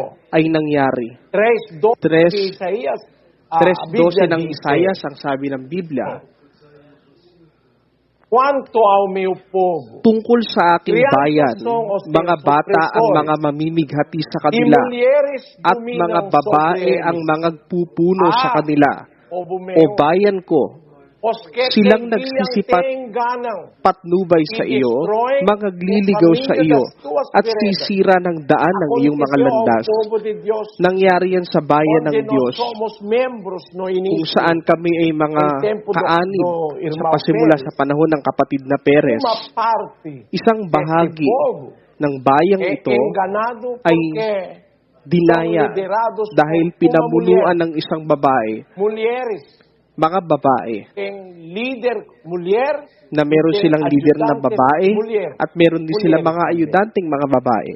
Aconteceu a eles Nangyari em sa parte da kanila, igreja que após nangyari sa isang irmão bahagi ng Nicolas iglesia Perez, sa panahon ni kapatid na estabeleceu Perez. em tempo deles uma parte Isang bahagi ay nailigaw ng mga babae.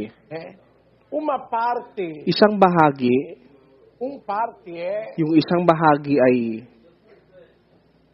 levado por Dios ao fogo para dinala ng Diyos sa purificar. apoy para dalisayin. Yo creo que esta Naniniwala ako na profecía itong aconteció hula na ito en ay nuestro naganap grupo. sa ating grupo. Que Na estas profecías itong mga hula na ito aconteceram ay nangyari inicialmente nas Filipinas. sa pasimula sa Pilipinas, sa silangan. Y investigando todas as At kung coisas que iimbestigahan natin lahat ng mga bagay na nangyari, exactamente o que a Biblia exactly kung ano yung falando, sinasabi ng Biblia nangyari sa atin. un parte do Isang bahagi ng povo bayan que em tempo do na irmão Pérez, sa panahon ni kapatid na um Perez povo só, ay isang bayan lang, dividido pero en tres. nahati sa tatlo. Un parte é o Yung nosso isang parte. bahagi ay Aos yung ating tres bahagi. grupos. Doon sa tatlong grupo, Este grupo itong grupo na ito chegou aqui ay nakarating no dito sa kanluran. Outros grupos Yung ibang grupo pereceram. ay namatay. Pereceram no sentido que Namatay sa eles não sentido estão na fazendo a obra do Senhor, hindi na que nila ginagawa yung para gawain ng pregar o Panginoon ng evangelho pangangaral em ng todo Ebanghelyo sa buong mundo. eu creio que Naniniwala ako na todos os lahat que está acontecendo ng mga nangyayari é cumprimento da ay profecia katuparan ng sobre mga o povo hula de Deus patungkol sa bayan que ng está Diyos. acontecendo em nosso parte. At yan ay nangyayari sa ating bahagi. Maraming salamat sa Diyos, mga kapatid. Você esteve parte. Kayo ay bahagi ng hula dito sa Brazil. Todos os irmãos At lahat ng mga kapatid sa kanluran, mula sa Canada hanggang sa Punta del Este, sa Uruguay, ay nakararating ang pangangaral na ito para purihin ang pangalan ng ating Panginoon. Salamat sa Diyos, mga kapatid. Somos muitos abençoados, Tayo ay napakapalad. afortunados. Tayo ay mapapalad dahil sa salita ng Diyos. Até aqui, irmãos. Hanggang dito, mga kapatid, bukas sana huwag kayong a-absent. Ang ating paksa ay ito. Jesus, pakibasa mo ang ating paksa. Ang paksa po natin, ang isang bautismong nagpapatuloy hanggang sa maganap sa bautismo sa apoy at Espiritu Santo sa mga lingkod ng Diyos, sa Iglesia ng Diyos ayon sa Biblia. Yung palang bautismo, nagpapatuloy pala yun, Sis Luz. Opo. Pagka tinanong ka, Sis Luz, kailan ka nabautismo? Anong pa ika, 54 years ago nabautismoan ako. Mali pala yun. Bakit, tanong mo? Bakit po? Mula nung palang bautismo ka sa tubig, magpapatuloy pala yun hanggang mamatay ka. Kanyo mga kapatid, ang ating paksa bukas, pansamantala tayo nagtatapos, tayo magpasalamat sa Diyos. Bibigyan natin ng komento ang napanood nating video. Ito ay malayang komento lamang at hindi upang magmarunong. Ang bibigyan natin ng komento ay ang ginagawang pagpapasalamat na nasa Biblia. Sa lumang tipan, kung pagbabatayan ang kautusan ni Moises, may ginagawa silang pagpapasalamat sa Diyos. Narito ang mga pangunahing paraan ng kanilang pagpapasalamat. Pag-aalay ng mga unang bunga o first fruits. Meron ring handog na pasasalamat or Thanksgiving peace offering. Kasama rito, paghahandog ng hayop, tinapay na walang lebadura at may langis, at pagkatapos ng paghahandog, kinakain ang natitirang karne. Pagbibigay ng ikapo. Bawat taon ay ibinubukod nila ang ikapo ng kanilang ani. Sa ilang pagkakataon, ginagamit nila ito upang kumain sa harapan ng Panginoon, magalak kasama ang kanilang pamilya at isama ang mga Levita. Makikita rito na ang pagpapasalamat ay hindi puro seremonya. May kasamang piging at pagsasaya sa harapan ng Diyos. Paghandog, awitan, kainan, pagsasaya, pagbabasa ng kautusan at pagsamba. Kapag ang isang Israelita ay nagpapasalamat dahil sa biyaya ng Diyos sa kanilang mana at ani, karaniwan nilang ginagawa ang mga sumusunod. Nagdadala ng unang bunga ng ani. Nag-aalay ng handog na pasasalamat. Nagpapahayag ng kasaysayan ng pagliligtas ng Diyos sa Israel. Nananalangin at nagpupuri. Kumakain ng handog kasama ang pamilya at mga Levita. Tinutulungan ng mga dukha, balo, ulila at dayuhan. Dumadalo sa mga kapistahan ng Pangnoon. Umaawit at nagagalak sa harap ng Diyos. Mapapansin na sa lumang tipan, ang pagpapasalamat ay hindi lamang panalangin o awitan. Isa itong pagsamba na may kasamang pag-aalay, paggunita sa mga ginawa ng Diyos, pagsasaya at pagbabahagi ng kanyang mga biyaya sa iba.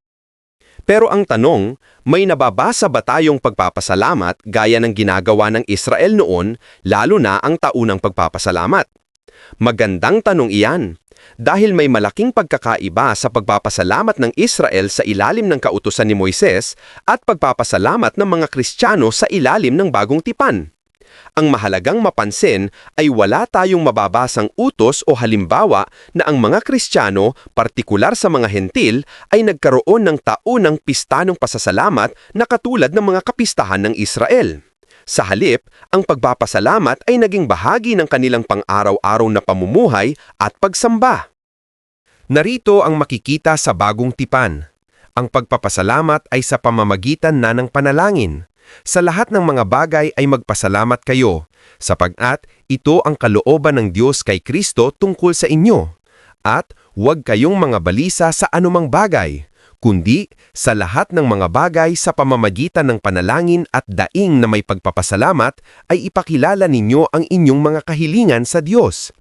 Ipinakita nito na ang pagpapasalamat ay hindi nakapali sa isang partikular na araw o kapistahan gaya ng ginagawa ng mga makabagong iglesia. At sinasabi rin na ang pagpapasalamat ay may kasamang pag-awit. Mananahan nawang sagana sa inyo ang salita ni Kristo. Ayon sa buong karunungan, kayo'y magagturuan at magpaalalahanan sa isa't isa sa pamamagitan ng mga salmo at ng mga himno at mga awit na ukol sa Espiritu na magsiawit kayong may biyaya sa inyong puso sa Diyos. Na kayo'y mga gusapan ng mga salmo at mga himno at mga awit na ukol sa Espiritu na nangangaawitan at nangagpupuri sa inyong mga puso sa Panginoon. Na kayo'y laging magpasalamat sa lahat ng mga bagay sa pangalan ng ating Panginoong Hesukristo, sa Diyos na ating Ama. At sabi pa sa pagpapasalamat ay pagpupuri sa Diyos. Yamang kayo'y pinayaman sa lahat ng mga bagay na ukol sa lahat ng kagandahang loob, na nagsisigawa sa pamamagitan namin ng pagpapasalamat sa Diyos. Sapagkat ang pangangasiwa sa paglilingkod na ito ay hindi lamang tumatakip sa pangangailangan ng mga banal, kundi naman umaapaw sa pamamagitan ng maraming pagpapasalamat sa Diyos. Sa lahat ng mga nabanggit ko ay nagagawa sa pagtitipon tuwing unang araw ng sanglinggo. Hindi ko alam ang agenda kung bakit pa nagkaroon pa ng mga espesyal na araw na hindi naman nababasa sa Bagong Tipan. At kung nagustuhan ninyo ang napanood ninyong video, please like, subscribe, share, and comment. At maraming salamat sa mga sumusuporta sa pamamagitan ng GCash. At marami pa kayong mapapanood na hindi pa na-upload sa internet. Maraming salamat sa panonood.